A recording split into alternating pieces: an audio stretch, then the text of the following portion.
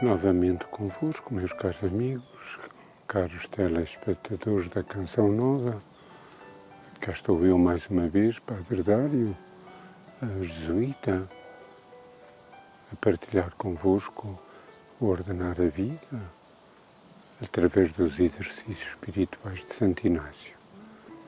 Andamos há mais de um ano neste caminho espiritual e neste desejo de rezarmos com Jesus e em Jesus os mistérios dele e da nossa própria vida. Já estamos na quarta semana dos exercícios e já tivemos um programa a explicar o que era a quarta semana, as graças a pedir na quarta semana, os dons que a quarta semana nos pode conceder. Já tivemos 2 programas, um sobre a aparição a Maria Madalena, outro sobre a aparição aos 10 apóstolos no cenáculo. Hoje gostava de partilhar convosco a aparição aos discípulos de Emaús. Eles caminhavam como eu estou a caminhar, iam a caminho de Emaús e desciam de Jerusalém para Emaús.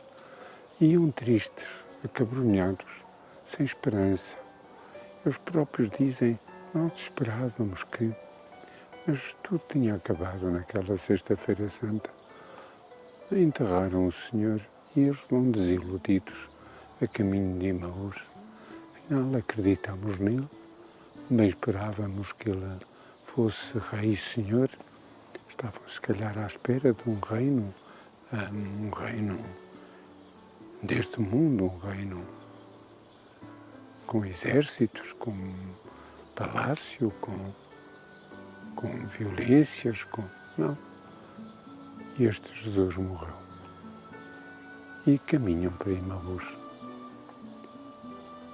Entretanto, Jesus disfarçado, novamente disfarçado, mete-se com eles a caminho. E vão caminhando os 3 agora. E Jesus pergunta, o que é que ides a conversar? E eles dizem, tu és o único forasteiro em Jerusalém que não sabes o que lá se passou? E começam a contar a história. É que Jesus, profeta poderoso em obras e palavras, mas os nossos chefes não acreditaram nele e juntamente com os romanos mataram-no. Já lá vão 3 dias que ele foi morto e enterrado e afinal tudo acabou. Foi o fracasso maior da história e da nossa vida. Andámos atrás dele, mas acabou tudo. É verdade, dizem eles, os discípulos de Emaús, é verdade que umas mulheres foram ao túmulo e dizem que lhe apareceram uns anjos. É verdade que depois foram lá 2 dos apóstolos, dos nossos, foi Pedro e João, que foram também ao túmulo, e encontraram tudo como as mulheres disseram. Mas a ele não ouviram. Ou seja, encontraram um túmulo vazio. Talvez passasse para a cabeça destes homens que alguém tinha roubado o corpo do Senhor, porque ele não o viram. Ele não lhes apareceu quando Pedro e João foram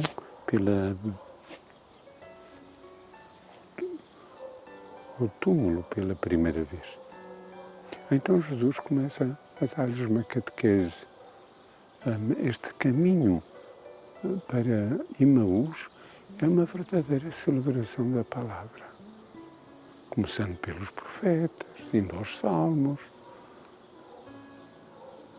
Jesus vai-lhes explicando acerca de si próprio o que tinha que acontecer. E eles ouviram-no com gosto, levaram uma ensaboadela da palavra de Deus e ouviram-no com gosto e perceberam, se calhar, sim, pois é verdade, o profeta dizia isso, o rei da vida disse aquilo, o salmo diz aquilo outro. E começam a entender, se calhar já de outra maneira, e o seu coração, de algum modo, fica mais encantado mais em esperança, porque a palavra aumenta a fé, e a palavra de Jesus, que ali com eles, tentou aumentar-lhes a fé, aumentar-lhes a esperança, tirar do seu coração aquela tristeza, aquele medo, aquele desencanto. E continuou. E Jesus vai. Às vezes, se calhar, conversam, outras vezes é Jesus que fala, se calhar fizeram-lhe perguntas. O texto não diz muito de pormenor. Diz só que Jesus lhe explicou, pelas Escrituras, tudo o que tinha de acontecer. Uma catequese sobre a sua própria vida, sobre aquilo que lhe tinha que suceder na sua paixão, na sua morte e também na sua ressurreição. Misteriosamente, aproxima-se a noite e Jesus faz que quer seguir adiante para outra povoação. E os discípulos de Emaús dizem, não, já é noite, procuro, fica connosco, porque anoitece. Fica, Senhor, connosco. Dá-nos esta graça de até entrar em nossa casa. E Jesus, convidado, fica. Se calhar fez menção de seguir adiante, mas estava desejoso que o convidassem, porque a história não estava acabada. Fez menção de seguir adiante, mas com este encanto maravilhoso de ser convidado para ficar. Sentou-se à mesa com eles, como diz o texto, e ao dar a bênção e ao partir o pão, eles perceberam que era Jesus que estava ali. Ele vinha disfarçado, não com uma túnica diferente, mas não perceberam que era ele. Era já um Jesus ressuscitado, em corpo glorioso, um corpo espiritual. E quando perceberam que era ele, Jesus desaparece. Agora já não era preciso ter Jesus ali, já deram o salto da fé. É curioso, enquanto o viram e ouviram, não acreditaram. No momento que acreditam, Jesus desaparece. Que coisa extraordinária. Desaparece e tem este encanto. Eles voltam para trás, vão a Jerusalém, dizer aos apóstolos que estão no cenáculo, olha, sucedeu isto, e contam a aparição, a conversa, o acontecimento. E eles dizem, é verdade, ele já apareceu a Pedro. Não fazem referência a Maria Madalena, mas fazem referência a Pedro. Pedro teve uma aparição sozinho, particular. Ele era o primeiro elo da cadeia. Ele era a cabeça. Ele era, de algum modo, o primeiro Papa. Então, era o chefe do grupo, era o líder da comunidade. E Jesus apareceu a Pedro. Então esta aparição está cheia de pequeninos encantos. E um dos encantos é este, nós podemos até olhar para a aparição, pegar na Bíblia, lê-la e perceber como ela tem duas partes muito nítidas. A liturgia da palavra, pelo caminho em que ele fala, explica, conversa, conta a história da salvação, conta tudo aquilo que a Escritura diz a respeito dele e o que lhe havia de suceder. E depois dessa maravilha, em casa, ao partir do pão, que é a Eucaristia, a fração do pão, como diziam os primeiros apóstolos, ao partir do pão, têm este encanto de serem, de dar por dentro o salto da fé, para acreditarem neste Jesus e nesta ressurreição que os enche de profunda paz e de profunda alegria. Então, esta aparição é uma verdadeira Eucaristia. E talvez a pudéssemos rezar, antes de mais, nesta dimensão. Escutar a palavra e depois a fração do pão. É curioso como Jesus diz aos discípulos de Emaús: ó homens lentos de inteligência e com o coração fechado. Então não tinham Messias de sofrer? Então vós não entendestes nada do que ele disse? Então nunca lestes a Escritura? A nós dir-nos ao mesmo: ó homens e mulheres cristãos sem inteligência, tu não sabes que tens que pegar na cruz todos os dias e segui-lo? Tu não sabes que se o grão de trigo não morre, não dá vida? Tu não sabes que tens que estar crucificado com Jesus? Tu não sabes que com Ele tens que ser testemunho do amor? Tu não sabes que Jesus te disse: amai-vos uns aos outros como eu vos amei? Tu não sabes. Porquê é que estás com medo? Porquê é que andas angustiado? Jesus não te disse que estará connosco até ao fim dos séculos e que a sua presença e a sua vida há de ser fonte de ressurreição e de graça? Então é esta maravilha. A palavra dita em Emaús é também dita a cada um de nós. Ó homens sem inteligência, ó mulheres sem inteligência, não sabeis ver e aproveitar os mistérios da vida e do amor à luz do Evangelho?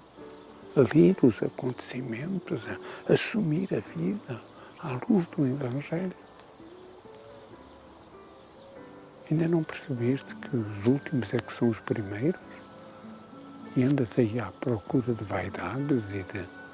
Ainda não percebeste que só quem serve é que é grande? Ó homens sem inteligência. Então esta palavra, nesta aparição, é um alerta para cada um de nós, para não só ler o Evangelho, mas assimilá-lo na nossa própria vida. Que Jesus nos ajude.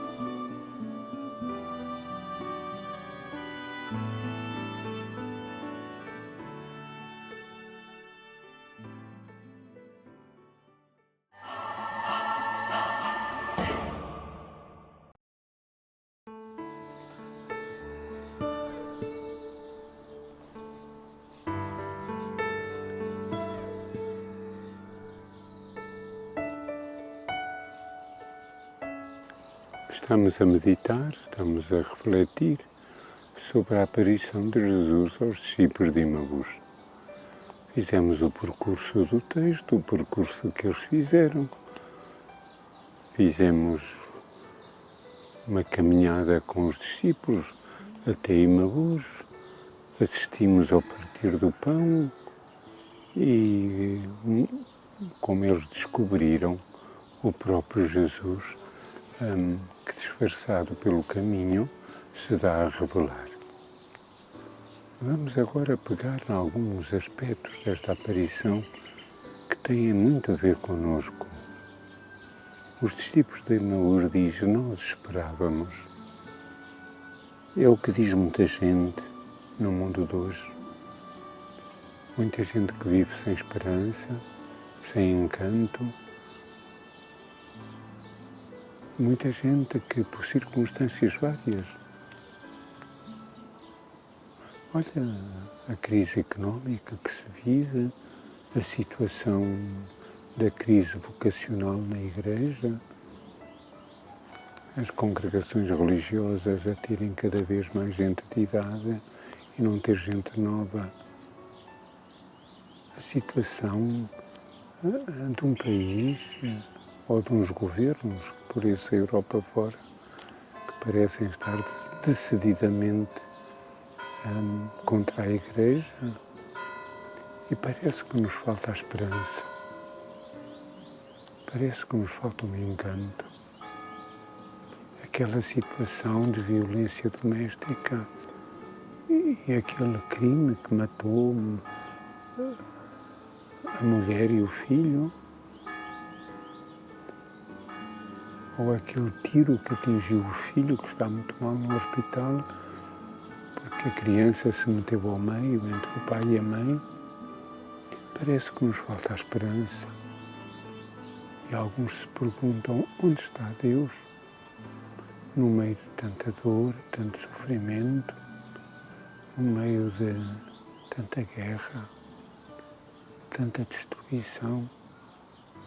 Parece que nos falta a esperança quando explode uma bomba num aeroporto que mata e que fere. Ou quando desaparece um avião, misteriosamente, nunca se chega a perceber bem como nem porquê. Parece que nos falta a esperança quando aqueles rapazes que pareciam ter vocação desistem e vão-se embora. Ou aquele sacerdote que parecia tão encantado com o seu sacerdócio, abandona e vai construir outra vida e unir-se a outra pessoa.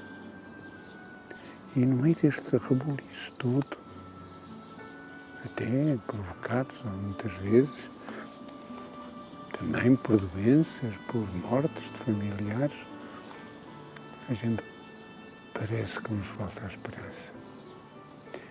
Nós esperávamos, diziam os discípulos de Emaús, e há muita gente que hoje também diz isto. Mas temos que renovar a nossa esperança porque Jesus continua vivo. Ele é o Senhor da vida e do amor. Ele é o Jesus ressuscitado e glorioso.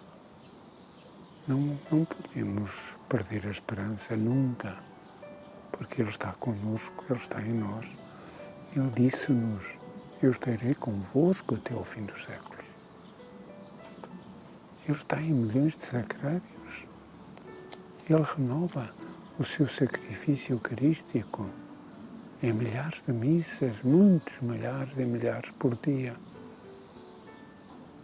Como faltar a esperança se temos no céu uma mãe que reza por nós e que diz que o seu coração imaculado é o nosso refúgio?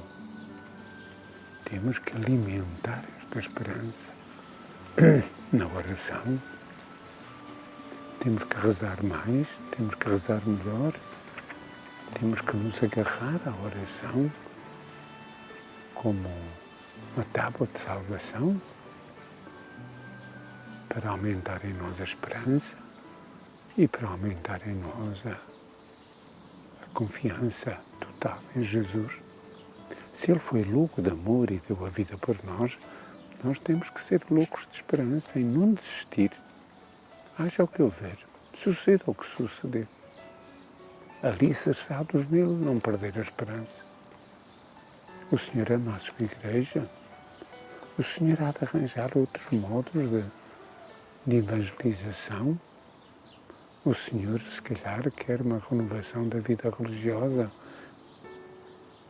e quer que, se calhar, que a igreja se torne um pequenino rebanho que depois testemunho pela fé este mistério louco de amor e de paixão por nós.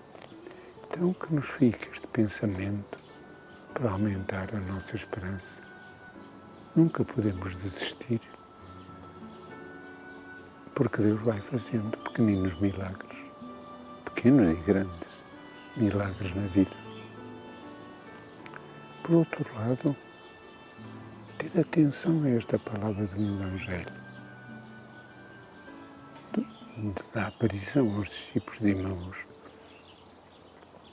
que é o Senhor faz menção de seguir adiante. Mas se for convidado, Ele fica. Então temos que dizer, como aos discípulos de Emaús, fica connosco, Senhor. Fica na minha casa. Fica connosco na família. Fica aqui neste local de emprego. Fica connosco. e Ele ficará.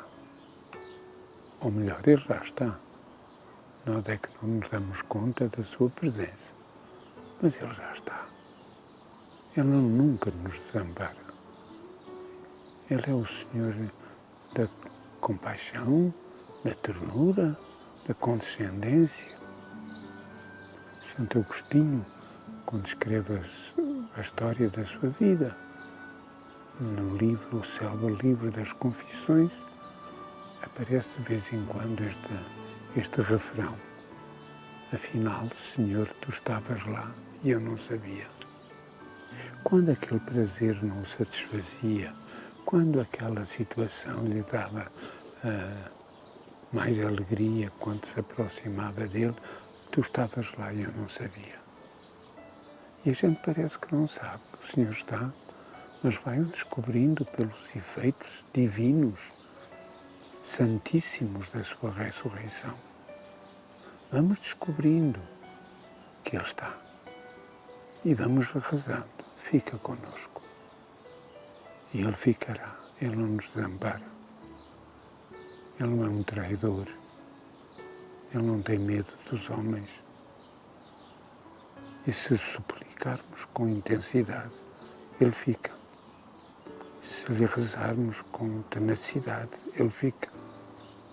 Se lhe rezarmos com paixão interior, fica conosco, fica comigo, fica no seio da nossa igreja doméstica, que é a família. Fica conosco, Senhor. Ele vai ficando e depois sucede o milagre. Nos discípulos de Emaús foi o milagre da Eucaristia e foi o milagre da fé. Acreditaram nele. E vêm à pressa para Jerusalém dar a notícia. E na nossa vida serão outros pequenos milagres, mas verdadeiros. Se Ele ficar, há milagre. Se Ele ficar, há graça renovada. Se Ele ficar, há uma fé mais adulta. Se Ele ficar, há uma alegria interior maior. Se Ele ficar, a oração será diferente. Se Ele ficar, há paz nos corações e na família. Se Ele ficar, não haverá tristeza, nem lágrimas. Então, fica conosco. No Evangelho sucede várias vezes o que sucedeu aqui. Quando menos se espera, aparece Jesus. Foi assim quando foi o apedrejamento, ou melhor, quando queriam apedrejar a mulher adúltera. Jesus aparece na altura certa, sempre, para a defender, para não a deixar matar, e aparece. Então, fica connosco, Senhor. É a súplica dos discípulos de Emaús e tem que ser a nossa. Fica connosco porque a Escritura diz-nos que tu estás sempre. A Escritura diz-nos que tu não nos desamparas. Eu estarei convosco até ao fim dos séculos. Eu quero que a minha alegria esteja em vós e em vós seja completa. Já não é tempo de lágrimas, é tempo de alegria pascal. Vamos a viver esta esperança e esta certeza. E nascerão novas vocações. E nascerão no coração de muitos uma esperança e uma alegria renovada. Então, a certeza que se Ele ficar, há milagre. Se Ele ficar, há graça. Se Ele ficar, há vida nova. Para que assim seja, meus queridos amigos e telespectadores, eu vou dar uma bênção em nome da Trindade, do amor unitrino da Trindade Santa. Que Deus Todo-Poderoso, Pai, Filho e Espírito Santo, vos abençoe e que a sua bênção fique convosco. E que esta bênção, meus amigos, vos anime o coração, ao jeito dos discípulos de Emaús, que voltaram à cidade alegres e felizes a dar a boa nova. Que esta bênção vos vá ajudar a passar a viver uma boa semana, deste mês de agosto na esperança e na alegria. Até para a semana, se Deus quiser. Que o texto dos discípulos de Emaús seja a nossa companhia. Que saibamos reconhecê-lo, sobretudo na Eucaristia, ao partir do pão. Mais uma vez, desejo uma boa semana.